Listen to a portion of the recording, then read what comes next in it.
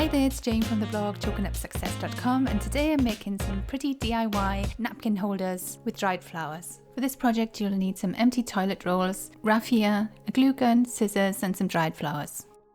So the first thing to do will be to cut the empty paper toilet rolls into small pieces just over an inch wide, or that's about 3.5 centimeters.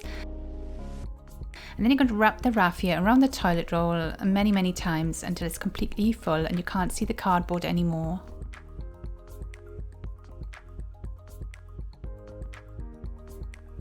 This is how it should look when you're wrapping the raffia around the cardboard.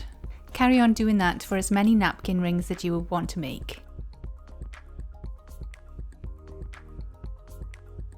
Once the toilet roll napkin ring is completely covered, use the hot glue gun to stick the end of the raffia to the inside of the napkin ring. What I love about this creative idea is that the napkin rings are so cheap and easy to make at home, and so if you're looking for a wow effect for your table decor that doesn't cost an awful lot of money, then this is definitely it.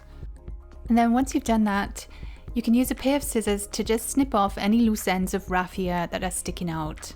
The full tutorial for this napkin ring craft is on my blog, and I'll leave a link to that in the description below. I really do recommend that you go over and read the post because there are more tips and tricks, and also you can pin the image to Pinterest, for instance, and get all the information that is not included in this YouTube video. And once you've done that, the napkin holder starts to look really neat and tidy. The great thing about these is that you can use them through all the seasons really, for summer, spring and autumn as well.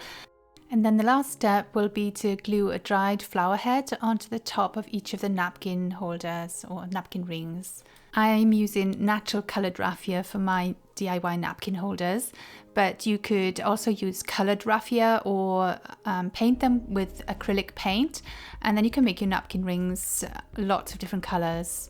Another tip would be to swap out the dried flower heads for seashells to make DIY napkin holders with a coastal flair for summer, for instance. If you like this tutorial, please give it a thumbs up and leaving a comment if you can. I always love to hear from you, and you'll be helping my channel grow at the same time. That's it from me at Chalking Up Success this week. Happy crafting, and I'll see you next time.